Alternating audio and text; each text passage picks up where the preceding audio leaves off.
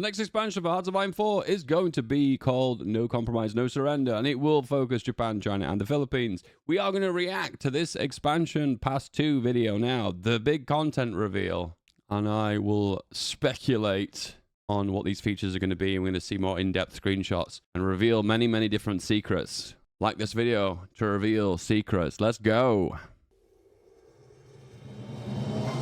Hello, and welcome to this, our content reveal for the second and largest expansion pass for Hearts of Iron 4. My name's Peter Nicholson, game director, and today the talented team is going to be taking you through everything that's coming over the course of the next year.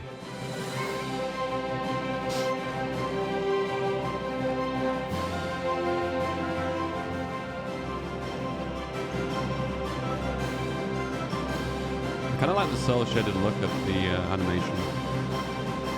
No compromise, no surrender. No compromise, no surrender is the next expansion for Hearts of Iron 4. Its focus is on Japan, China. Whoa, screenshots. All right, let's have a look.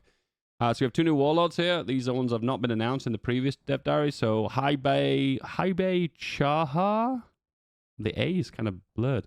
And Shandong Clique. Korea is no longer a puppet nation of Japan. It is fully integrated into Japan, I guess. And oh, and look here. We have the Great Wall of China. Wow. And there's even a bit of it here too. Wow. What if it has some kind of modifier? It's probably going to work like one of those big buildings like Big Ben, and the Eiffel Tower probably giving a very, very small bonus. China and the Pacific. Whoa. Let's have a look. So China, we have the two new warlords in the north. Oh, different new one here. Northeastern Army. That's considered the east. East, west. All based on perspective, east and west. Left and right too. And then we also have this clique down here, the Dong clique. Check out that Dong clique. And that used to be a puppet nation of China, but maybe it still is, but it's just not the same color. They made it like a shade of blue, like it's almost like a puppet nation, but it's not anymore. Maybe it's independent now, maybe it's not. I don't know. Check out the Dong clique, guys. It's going to be the new big thing. It contains new features that will help you build the strategic narrative of World War II. Oh, I forgot.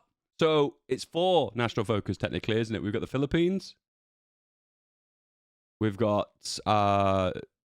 And we have the 2 Chinas. Nationalist China. I'm going to call it national. Regular China. And Communist China. I forgot about Communist China. Communist China is in a very rough spot at the beginning of the game because they've just completed the Long March. They have more or less nothing, no industry, barely an army. They're hanging on by a thread. But from this position, they will be able to grow in strength, in capability if they play their cards right. Oh, the Great Wall! That is massive. The only building visible from space. That's actually not true, actually. There's lots of man-made structures visible from space. The primary challenge as Communist China is simply to survive, because you're facing insurmountable odds, facing off the nationalist Chinese family. Do you think they're going to give a defense bonus for being in a province that has the Great Wall? I think they would, wouldn't they? A 5% defense bonus? That'd be really cool, wouldn't it? Action and the Empire of Japan, both at the same time. Only a truly united Chinese front can withstand the Japanese onslaught. That looks so cool. So you will have to put... All right, we have to say something, though. The Great Wall doesn't look like this in the 1930s, does it? It should be a little bit more rustic and falling apart a little bit. The fact it looks like the most refurb part of the wall doesn't look right. Just an FYI, my understanding is the Great Wall exists, it's a thing, it's intact, but there are only certain touristy areas where they've restored it to this form of glory where it looks like this, you know, with the towers and the nice brick. The most of the wall has kind of fallen wayside and they don't maintain it. It's just kind of falling apart bricks and rubble of what it previously was, and some elements of it, very small sections, look like this intact. So it will make more sense that it looks a little bit more rustic and crumbled. Maybe there'll be a focus to make it restore it to its former glory, just as a final unification of China. All these great ideas, boom! Put aside your differences with the nationalists in order to face off against an even greater enemy. You have to make sure that the nationalists and Japan face the wall looks too good. It needs to look a bit more rustic. So you can bolster your own power from within. or you can launch infiltration campaigns against China, so you can wage guerrilla warfare on Japan. Side note, the infiltration mechanics have always been a bit janky. It was just a matter of pressing a button every now and then, inserting your men into a region, and then you load up an uprising and you get a free war CB. The war CB was cool element, but the element of just infiltrating them and just clicking one by one was just a little bit methodic and kind of dumb. All the time I ignored those mechanics and just declared war normally. And because at least you can prepare where your divisions rise up, but otherwise not. I feel like those mechanics need to be revisited and looked at again, because the way they work at the moment is a bit janky. Launch sabotage campaigns and eventually do raids against Japan or any enemy you face to bolster your own limited production capabilities. Japan starts off having recently conquered large parts of Manchuria from the Fengshan clique. Their industries are still small compared to most major powers, and they are struggling with natural resources. They are ripe with internal strife, and political assassinations are commonplace, and military coup attempts happen all the time. Their primary military challenge is that many factions within the military are... So just FYI, you start off as a stabilized Japan democracy, and if you let one of the factions gain supreme control, then that will decide what ideology you go for. Not only fighting each other, but also fighting the Japanese government, and may try to interfere in, for example, Chinese politics without the government's approval. This may lead to war with China earlier than expected. So your focus should be to build up your military industry so that you can support your large starting army and navy and conquer as much territory as possible to fulfill the natural resource demands of this industry. The biggest danger you need to look out for is the Western powers and their very large industrial bases. The US may seem weak at first, but their large industrial base may prove very difficult to overcome in a This is why I suggested this expansion might be United States. It's such a massive nation. There is definitely room to improvement. So I do think at some point United States is going to get some love. I mean, to be fair with you, guys, let's be real with you. I look at my analytics every day. I know the vast majority of the people who watch my videos are from the United States. And I presume other HOI4 YouTubers have similar stats as well. So Paradox, wink, wink, United States probably needs some love if you want a big seller. Prolonged war. The player fantasy... Look at me, giving marketing research to Paradox. ...is to fulfill Japan's imperial ambitions and conquer all of East Asia. Of course, they also want to kick the Western powers out of the Pacific, be it as an imperial nation or as a nation who just recently rid themselves of their imperial past. Long, uncomfortable pause at the end of that. So in the beginning of the game, nationalist China is a very precarious situation. They've been dealing with internal strife for several years, decades, frankly, because they haven't been able to unify the country around the central government. So a lot of what you're going to be doing is to unify around a central government. And all of this you're doing under night mode. threat You don't see that very from often. foreign powers. So mainly your Comment biggest below if you struggle is turn off gonna night be with mode. the Japanese. They have, since the Mukden incident and the invasion of Manchuria, just been standing at your borders and preparing to pounce on you. Your player fantasy is to unify the country around the central government's banner, around the Kuomintang and around Chiang Kai-shek, or someone else maybe. You do that through unifying the different local governors and warlords by using our reworked faction system. Philippines. So at the beginning of the game, the Philippines are basically the same place that they are now. They can be found between Japan and Australia. The moderate Viking. More seriously, though, the Great Depression was raging on at the time, Gareth? and the Philippines were also No, he's affected by moderate. this, though not as heavily as you may have assumed, mostly because they had some really good sugar exports. The other big thing of note is in 1935, they had signed a transition towards independence with the That United editor States. was very rude. That uncomfortable zoom he just made there. What the? And this is something that they actually historically achieved in 1946, despite the fact that they were occupied for several years. So the primary challenge that the Philippines faces throughout the game is, first of all, they're a puppet, which has its own restrictions, particularly towards expansion, but it does also come with a couple of opportunities. Particularly, you can request equipment from the United States, and you can also get some divisions and things from them, and also Big Daddy America will protect you. The other big daddy. threat, of course, is the looming might of the Imperial Japanese military. They're going to come gunning for you at some point. So the player fantasy for the Philippines is surviving. You've got the Japanese coming for you. Ultimately, it's going to be you versus them. The story of the Philippines is that of being the underdog, and I think that is probably one of the most fun things to do.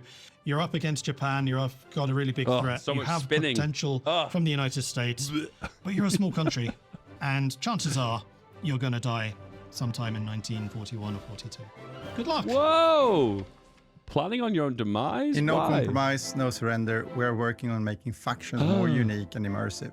Instead of all feeling the same, This each is faction exciting. now will have a manifesto that defines the long-term purpose of the faction, along with faction goals that reward members for pursuing them. Factions will also follow a set of rules, like who can join the faction, who Okay. Paradox aren't going to like the sound of this, but this is the element of the game that's going to be potentially breaking, because this is going to allow some cheeky exploits by modifying faction rules. can declare war, and how faction leadership changes.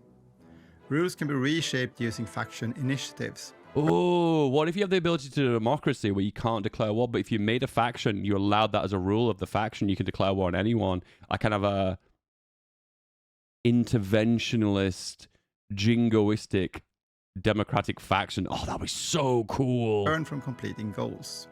These initiatives can also unlock powerful upgrades, such as research sharing, supreme command, and sharing intelligence. Hang on a second.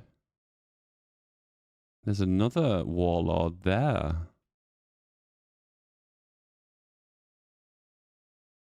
Something Ningzai Ma? Unlock powerful I upgrades, don't recall seeing that such in as there. research sharing, supreme The Dead Diary? command, and sharing intelligence. On top of that, influence and contribution will determine how important each country is within the faction, affecting both decision-making and rewards in peace conferences. With this expansion, we release a complete rework Ooh. of the doctrine system. Complete rework confirmed! Select a grand doctrine. Giving players deeper control over how Oh my god. their armed forces evolve. Instead of a single static tree, doctrines now combine grand doctrines, your overarching Okay, I know everyone's going to compare this to Road to 56, but military strategy, I'm with feeling it. customizable sub-doctrines, choosing from tracks Oh like my infantry, god. armor, artillery, Oh operations, my as well as air and god. naval. These grow stronger through a new mastery system, where units gain Okay, suggestion. When you unlock one of these, don't let them lock immediately. Can you make it like, say there's like a 10-day cooldown to integrate these rules into the army almost? I always think it's a bit weird sometimes that you can bank so much XP and go and go down the whole focus tree immediately. There needs to be more of a system of where these ideas need to be distributed to the generals and the divisions and the armed forces. This concept of just clicking them all and clicking down them at lightning speed doesn't seem right. A lot of time, Paradox wants us to feel more integrated with the mechanics. And usually a click is a way of like connecting us to the mechanics. And when you allow us to just click down the focus tree really quickly, it kind of feels like it undermines that a little bit. I feel like something like a 14 to 28 day cooling down, or depending, it can scale based on the length of how complex this doctrine change is, can determine how long it takes to change or integrate. Because I do think sometimes it's a bit weird. Sometimes you down the mass assault doctrine and you're at the very bottom of human wave and you get 500 XP, you bank it and you get a discount of 70 XP or something, and then you rush down the doctrine of superior firepower immediately and it takes effect instantly. I don't know, that's a kind of a bit weird, don't you think? I feel like it would take time for these new rules to be integrated into the armed forces, particularly a radical change for changing your entire doctrine branch. Let's have a look. Grand Infantry. bonuses by Let's go back a sec. So we have here large unit tactics, reduces supply usage by 0.02%. That's quite low, but is that per doctrine? This grows Per battalion? stronger through a new mastery. Enables research for trucks. Okay, that's new. You don't usually get research through doctrines, and it unlocks overwhelming system, firepower. where units And there's different tiers to it. gain bonuses There's an elephant here. Can anyone see the elephant? by training and fighting in real battles. Okay, so it does unlock immediately, yeah. Completing tracks unlock powerful milestones that enhance your grand doctrine. So it looks like you initially unlock the tier, and there's a tier for each tree. Infantry, artillery, armor, and operation. Milestones that enhance your grand doctrine. While new updates... Oh, this excites me, but it also terrifies me as well, because I feel like the meta's going to get established really, really quickly. Paradox is going to have to do a really good job keeping an eye on what the community is picking here and tweak and adjust them to try and find some equilibrium between which ones are, I guess, the meta, you know? Okay, what we got here? Defensive postures, reduces supply uses for infantry, mounted infantry. And it increases entrenchment for all infantry types. Officer Corps and Army Spirits make every choice feel... Therefore, adds extra 20% breakthrough for infantry, mounted infantry. Altogether, the rework delivers a more dynamic, hands-on way. We got here, can we see this? Organized, mechanized infantry organization. Way to shape your military traditions. And this one is 10% speed and org. Okay, none of these bonuses are blowing me away. Over time. But to be fair with you, a lot of these are kind of based upon the old system, so they're probably very similar. Ah, come on! Warships of the Pacific is a cosmetic pack featuring various I just wanted to see more doctrine. historical classes of warships that are based around the Pacific region in this case. So a cosmetic pack features a wide variety of 3D models and 2D icons that you can use in the game, but it won't have any major effect on the core gameplay in itself. It's an option for players that want more control over how they want their fleets, for example, to be represented in the game. I think the deal with these cosmetic expansions is a lot of people are completionists and they want to see the game in its full completest form. So there's an element of me that I'd want to buy this just for the element of saying, well, now I have everything, you know. Game. It enables you to I'll be honest, see I don't feel as passionate about this, so I'm going to just time through this. This pack features a wide variety of new ship models based off of historical ships that mainly... Whoa, hang on a second. It looked like it was sinking then for a second. You didn't see that. Ships Whoa! that's mainly sailed in the Pacific region. The way they bounce in the water looked actually kind of cool. They feel like they're quite static at the moment. If they're adding more animations to ships, I'm all for that. But the minute they do have this weird staticness to them, like they're almost like ships feel like they're floating on water. But I know this feeling that they're kind of there's a bit of buoyancy to them actually kind of makes them feel more realistic and 3D and part of the world. Thunder at Our Gates is a theater pack for Hearts of Iron 4. It includes focus trees and feature updates for Australia, Indonesia, and Siam, as well as some additional features like the addition of ship captains and military HQs. So the main difference between that was in the previous HOI games 2 and 3 is the additional features. Generally, rather than focusing on just a couple of focus trees, we also want to add some features to enhance the gameplay experience. The primary features we're looking at adding is primarily the military HQs, which allows you to deploy generals and use them to wield local command. And by doing so, you can support your troops directly in the field with updated abilities, proximity, and also with some features for the division designer.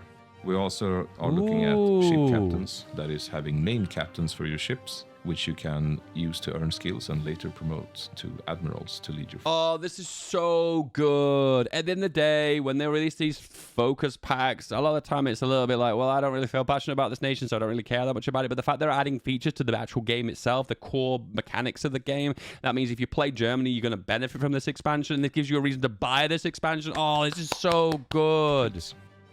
We're excited to tell you more about Thunder at Our Gates as we come closer to its release in 2026. 2026. Christ, how old am I? This is a collaboration below my between age. PDS Gold and a group of content experts with a great deal of modding experience. They pitched something so impressive that we thought it was high time to give them a chance This to was show what they can inspired do. by a modding team. Historically, of course, Czechoslovakia was betrayed by its Western allies.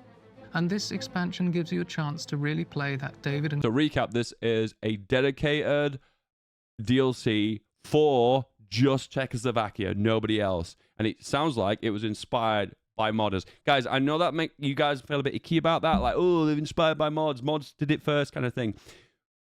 However, in the Hearts of Iron 2 days, maybe 3, I don't recall 3 days, a lot of mods were integrated into HOI4 because they were so brilliant. Why don't we get the modding talent as a part of the HOI4 team. Why are we against this idea? This is great. I know it's a bit frustrating when you have to pay for this kind of content, but if it's premium content, sealed and approved by Paradox, and it has all the ins and outs, why not? Why not? Goliath fantasy out. Is anyone in the comments saying, please, no more content? HOI4 is complete. HOI4 is a great game. Everything about it is perfect. No one's saying that. Make the game better and have more talent included in the team. Oh, I'm so for this. And change history.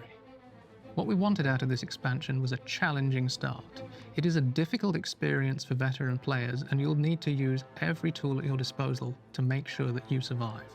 You'll be able to stay the path of democracy, return the monarchy to the throne, embrace nationalism, or choose one of several varieties of communism to lead your nation.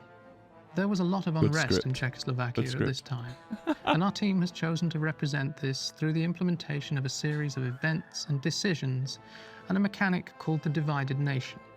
This uses these events and decisions and the balance of power to give you a chance to turn things around. Czechoslovakia, of course, was in a precarious situation, but one thing it did have going for it was an advanced technological industry. You can use this to your advantage and leverage your industry to play both sides, hopefully leading to an outcome which benefits you. We'll have a lot more to say about Peace for Our Time near its release, so stay tuned for more. Oh, come on. Could have gone off script just a little bit there, couldn't he? Yeah, Czechoslovakia. Who's for Czechoslovakia? Let's go! The expansion pass is available for purchase now. And for those of you that pre-purchase, you'll receive access to 3 seaplane tender models, as well as a discount of 20%. As time goes on... So just heads up, guys, if you want the big discount for this and get access to that early access content, the free models, the link is below. Once again, you can pay full price if you want. You end up paying an extra $10, $15, $20 more over time. Please, I would highly advise you, I've done it, buy the expansion pass below and get it way, way in advance. At the end of the day, if you're going to buy these expansions, which you will, just get the big discount. Come on, guys, just click that link below. Don't be silly. We're going to be releasing dev corners and dev diaries leading up to the release of each item in the expansion pass. So keep your eyes Content. Boom. All right, guys, what is the big hype here? Is it no compromise, no surrender? Warships of the Pacific, Thunder at our gates, peace in our time. I'll be honest with you, 3 of the 4 of those really, really excite me. One, not so much. Comment below which one you think that is. Apart from that, guys, as I mentioned to you, don't forget to click that link below the video right here. Take advantage of the expansion packs early. You're going to buy them anyway, so my advice is get the big discount. Guys, if you enjoy this kind of content, like and subscribe. And of course, we're going to see the big dev diaries uncut and completely uncensored, no compromise, no surrender on this channel. And if you want YouTube to promote those videos to you, so in future you don't miss them, don't forget to subscribe, like, and comment below. Have a good day, guys. I love you so much. I love you. I love you. God, I love you so much. So don't forget to subscribe. Bye.